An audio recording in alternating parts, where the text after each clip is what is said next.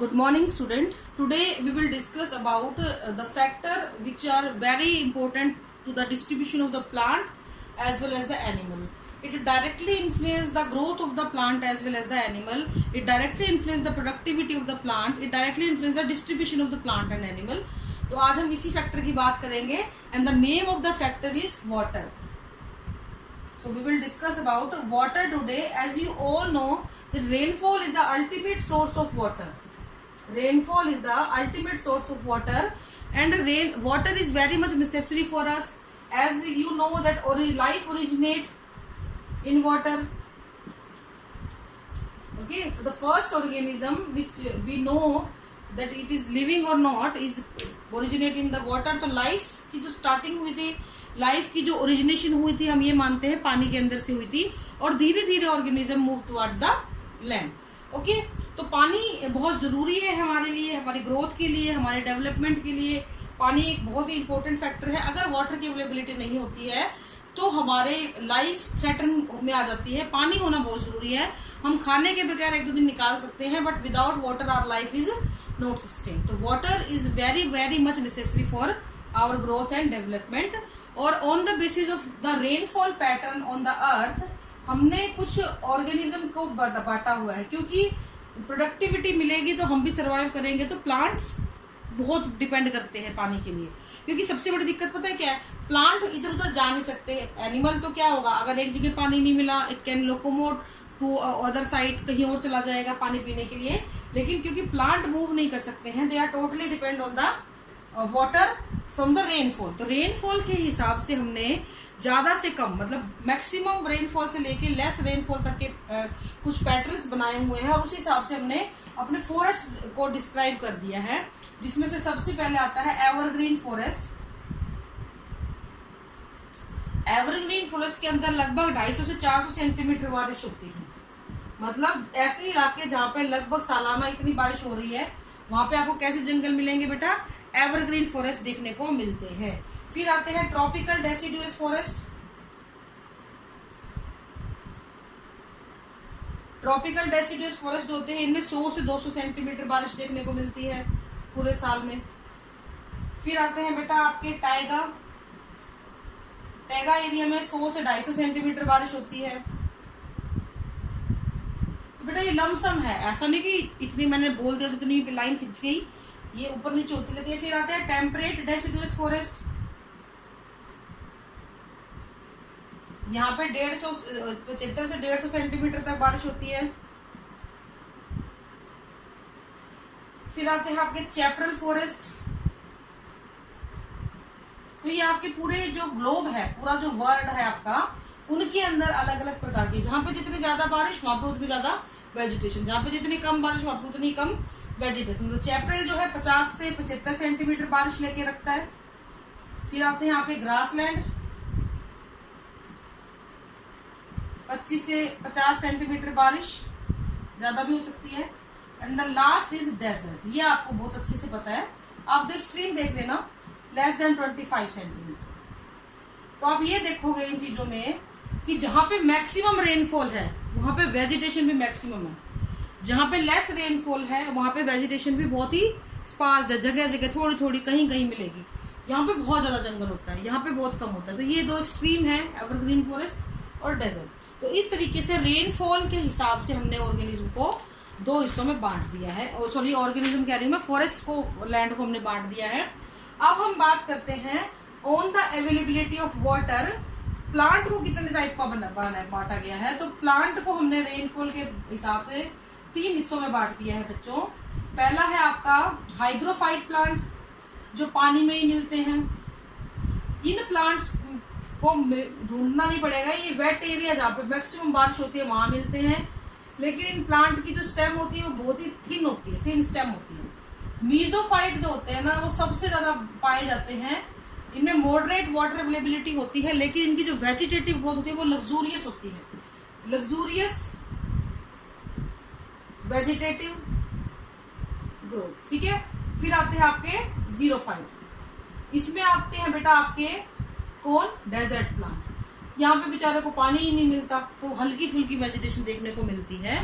तो ये वेट इलाके, बिल्कुल गीले पानी वाले इलाके, ये अपने वाले जो अपने आसपास हैं, या जो नॉर्थ अपने आसपास जितने भी प्लांट आपको नजर आते हैं तो वो क्या कहलाते हैं बेटा, मीजोफाइट्स कहलाते हैं। नॉर्मली जो मीजिक कंडीशन में हम लोग रह रहे हैं। और जीरोफाइट आते हैं बेटा डेजर्ट, जहाँ पे वेजिटेशन बहुत कम होती है। और क्यों है वेजिटेशन कम, ये आपको अच्छे से पता है, क्योंकि हमने अभी लास्ट में ही पढ़ा है कि यहाँ पे less than 25 centimetre of rainfall है। पानी कम होगा तो बारिश कम होगी तो पानी नहीं होगा, पानी नहीं होगा तो वेजिटेशन की आप उम्मीद कैसे कर सकते हैं। बहुत ज्यादा वेजिटेशन वहां पे नहीं होती है। अब हम बात करते हैं पानी की अवेलेबिलिटी का एनिमल्स की डिस्ट्रीब्यूशन पे। तो एनिमल जो होते हैं इनके पास दो सोर्स ऑफ वाटर होता है, दो तरीके से वो पानी ले सकते हैं। पहला सोर्स ऑफ वाटर होता है बेटा कि they obtain it from water bodies, आसपास के तालाब से, नदियों से, नहरों से, या पानी वैसे कहीं इकट्ठा हो गया वहां से ले लिया, या फिर वो जिस फूड को खा रहे हैं उससे वो अपना पानी ले लेते हैं। ठीक है, तो जितने भी ऑर्गेनिज्म है, खासकर सबसे ज्यादा दिक्कत किन को आती है बेटा, देखो जहाँ बारिश हो रही है वहां तो कोई दिक्कत नहीं है, पानी पानी है, कहीं से भी पी लेंगे। The problem with the arid animal, arid मतलब ऐसे एनिमल जो डेजर्ट में रह रहे हैं या फिर जीरिक कंडीशन में रह रहे हैं, इनको क्या होता है, क्योंकि पानी बहुत कम होता है तो ड्राई कंडीशंस का सामना करना पड़ता है, सूखे का सामना करना पड़ता है। तो उस कंडीशन में ये ऑर्गेनिज्म क्या करते हैं, ये अपनी बॉडी के अंदर पानी को स्टोर करके रखते हैं।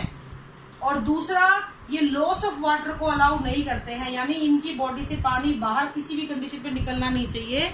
इसके लिए चाहे इनको यूरिन भी सॉलिड फॉर्म में पास करना पड़े, फीकल मटेरियल भी सॉलिड फॉर्म में पास करना पड़े, लेकिन ये अपनी बॉडी के अंदर से किसी भी प्रकार से पानी को पास होने नहीं देते हैं।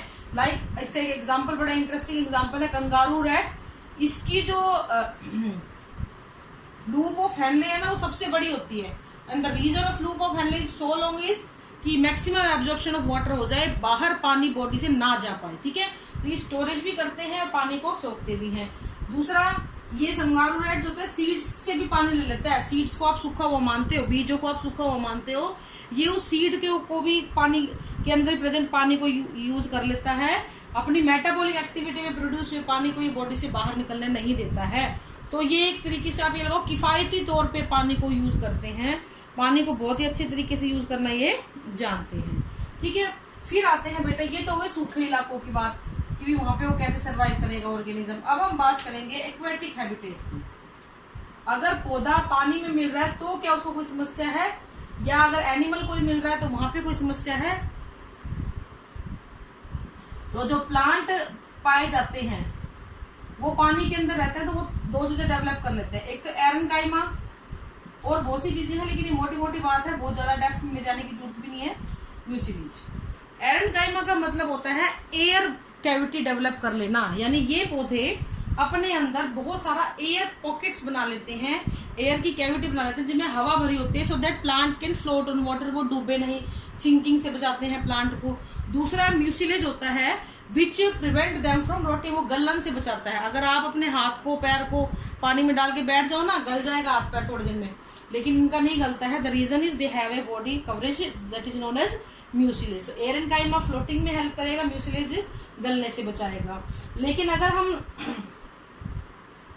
ऑर्गेनिज्म की बात करें एनिमल्स की, कि एनिमल कैसे अपने आप को सर्वाइव करते हैं, तो एनिमल अगर फ्रेश वाटर में है या फिर मेराइन वाटर में है, तो उसको सबसे बड़ी समस्या जो झेलनी पड़ती है वो ये झेलनी पड़ती है कि अगर ऑर्गेनिज्म फ्रेश वाटर में है तो एंडोस्मोसिस होगा, उसके अंदर पानी आता रहेगा, फूल के फट जाएगा।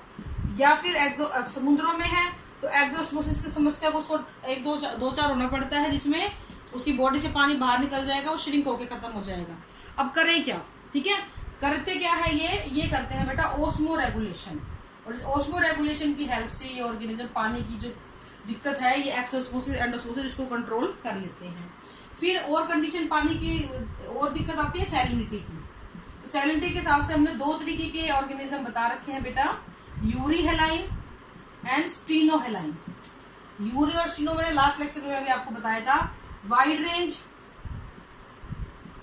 और नैरो रेंज। ठीक है, तो जो organism wide range of salt, हेलाइन word salt के लिए है, विच ऑर्गेनिज्म और those organism which can tolerate a wide range of saline concentration are known as urohaline and which can tolerate in narrow range is called as stenohaline. तो यूरीहेलाइन में आपके आते हैं बेटा साल्मन फिश और इसमें आती है आपकी शार्क फिश। तो इस तरीके से अलग अलग प्रकार के ऑर्गेनिज्म ने अपने आप को अडेप्ट कर रखा है। ये बहुत डेप्थ में नहीं है, मोटी मोटी बातें हमने आपको बतानी है। Then comes the light. ये तो हो गया आपका टेम्परेचर वाटर आपका हो चुका है। अब हम बात करते हैं लाइट की या रोशनी की। लाइट जो होती है बेटा इसका बड़ा इफेक्ट है आपकी लाइफ के ऊपर। अगर हम प्लांट की बात करें तो प्लांट में फोटोसिंथेसिस में हेल्प करेगा, प्लांट की ग्रोथ में हेल्प करेगा, प्लांट के ट्रांसपिरेशन में हेल्प करेगा, ठीक है, ट्रांसपिरेशन में हेल्प करेगा। इसके अलावा जर्मिनेशन में हेल्प करेगा।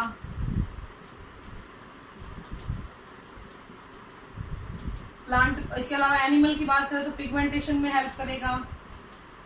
प्लांट के मूवमेंट में, प्लांट तो मूवमेंट करता ही नहीं है, ट्रॉपिक मूवमेंट वगैरह है, ऑटोट्रॉपिक मूवमेंट वगैरह, उसकी बात हम कर सकते हैं। यहाँ पे मूवमेंट में हेल्प करेगा। और डाययूरेनल रिदम, प्लांट का सुबह खुलना, फूलों का सुबह खिलना, फिर रात को मुरझा जाना, इस प्रकार की चीजों की हम यहाँ पे बात कर सकते हैं। तो ये कुछ फैक्टर हैं। सबसे इंपॉर्टेंट है फोटोसिंथेसिस। सबसे ज्यादा अगर लाइट आएगी तो फोटोसिंथेसिस मैक्सिमम होगा। अगर फोटोसिंथेसिस मैक्सिमम होगा तो आपकी प्रोडक्टिविटी क्या कर जाती है बेटा, इंक्रीज कर जाती है। तो सोलर रेडिएशन जहाँ पे डायरेक्ट गिरती है, अगर हम इक्वेटर की बात करें तो मैक्सिमम सोलर रेडिएशन वहां पे आती है, तो आपको मैक्सिमम प्रोडक्टिविटी देखने को मिल जाती है। अगर हम ग्रोथ की बात करें तो यूवी लाइट का जो है वो रोजेट फॉर्म ऑफ ग्रोथ कर देती है। अगर हम ब्लू लाइट देखें तो मॉडरेट ग्रोथ होती है ऑर्गेनिज्म की। तो लाइट की इंटेंसिटी, लाइट की वेवलेंथ, इन सबका भी प्लांट की ग्रोथ पे बहुत ज्यादा इफेक्ट पड़ता है। जर्मिनेशन, जो सीड जो सेंसिटिव होते हैं ना लाइट के लिए अपने जर्मिनेशन पे, उनको फोटोब्लास्टिक सीड बोलते हैं। फोटोब्लास्टिक सीड्स जो होते हैं बेटा ये वो सीड होते हैं जो लाइट की प्रेजेंस में मैक्सिमम जर्मिनेशन शो कर देते हैं। कुछ पॉजिटिव फोटोब्लास्टिक होते हैं, कुछ ऐसे भी होते हैं जो नेगेटिविटी शो करते हैं। ज्यादा लाइट मिल जाए तो वो जर्मिनेट ही नहीं कर पाते हैं, जैसे कि टोमेटो हो गया या आपका अनियन हो गया। इसके अलावा विस्कम प्लांट है और रूमेक्स है जो कि पॉजिटिव फोटोब्लास्टिक प्लांट होते हैं। फिर हम बात करते हैं बेटा पिगमेंटेशन की। इसके लिए हम एक रूल भी बात कर चुके, सॉरी ट्रांसपिरेशन रह गया। ट्रांसपिरेशन आपको पता है, सनलाइट होगी तो स्टोमेटा खुलेंगे, स्टोमेटा खुलेंगे ट्रांसपिरेशन होगा, लॉस ऑफ वाटर होगा। अगर लाइट नहीं है तो स्टोमेटा बंद हो जाएंगे, स्टोमेटा बंद होंगे तो ट्रांसपिरेशन नहीं हो पाएगा, रेट ऑफ ट्रांसपिरेशन घट जाएगा। नेक्स्ट आता है पिगमेंटेशन। ये ऑर्गेनिज्म के अंदर होता है। पिगमेंटेशन का मतलब होता है colouration of the body. Plant और एनिमल दोनों पे इफेक्ट करता है। प्लांट्स में क्या होगा, मॉडरेट लाइट पे पत्तियां ग्रीन ग्रीन सी होंगी, ज्यादा तेज लाइट पे पत्तियां येलो रेड सी हो जाएंगी, और अगर ठंडा ठंडा मौसम है तो पत्तियां ब्राउन कलर की हो जाएगी। तो इस तरीके से वो चेंज कर सकते हैं अपना कलर। लेकिन ह्यूमन की अगर हम लोग बात करें तो ह्यूमन में पिगमेंटेशन मेलेनिन पिगमेंट होता है, जिसकी वजह से कलर कैन बी डार्क और कलर कैन बी लाइट। अगर आप ठंडे इलाकों में रहते हैं, तेज रोशनी नहीं है, धूप की तेज रोशनी के एक्सपोजर आपको नहीं है, तो आपका रंग लाइट पिगमेंटेशन हो सकता है। अगर आप गर्म इलाकों में रहते हैं, बहुत ज्यादा गर्मी वहां पड़ती है, तो डार्क पिगमेंटेशन हो सकता है। तो इस तरीके से पिगमेंटेशन पे इफेक्ट इसका आएगा। अगर हम बात करें मूवमेंट की, तो मूवमेंट का मतलब आप ये समझिए, एक तो होता है फोटोट्रोपिक मूवमेंट, आपने पढ़ा हुआ है 10th क्लास के अंदर, टुवर्ड्स द सनलाइट अगर प्लांट ग्रोथ करता है, वो एक अलग चीज है। अगर एनिमल की बात करें तो बहुत से एनिमल ऐसे होते हैं जो विंटर समर के हिसाब से मूवमेंट करते हैं। लाइक समर में आप खुद को देख लो, गर्मियों में अगर आपको कोई कहते जाओ धूप में खड़े हो जाओ, कोई भी जाना पसंद नहीं करेगा। लेकिन अगर आपको सर्दियों में कहा जाए तो आप पसंद करोगे। तो ये मूवमेंट, ये बिहेवियरल चेंज आता है कि लाइट की आपको कब जरूरत है और कब नहीं। हालांकि लाइट की आपको जरूरत हमेशा है, लेकिन हमारा बिहेवियर इस हिसाब से है कि सर्दियों में हमें लाइट ज्यादा चाहिए, गर्मियों में हमें लाइट कम चाहिए। डायurnal रिदम में आपने देखा होगा पंछियों को उड़ते हुए, आप शाम के वक्त खासकर जब पंछी घर को लौटते हैं, सुबह सुबह जब पंछी दाना चुगने जाते हैं, ऐसी कहानियां, ऐसी बातें आपने सुनी हुई होंगी। तो वो सब क्या है बेटा, वो सब ये डेली रिदम्स ही हैं। ऐसे ही प्लांट जो होता है वो सुबह फ्लावर्स कई सुबह खुलते हैं, रात को मुरझा जाते हैं, तो ये भी एक डेली रिदम होता है प्लांट का। तो इस तरीके से लाइट का बहुत ज्यादा इफेक्ट आपकी ऑर्गेनिज्म की जो डेली एक्टिविटीज है उनके ऊपर पड़ता है। ठीक है बेटा, तो this is all for today. कल हम बात करेंगे नेक्स्ट टॉपिक की। Thank you, have a nice day.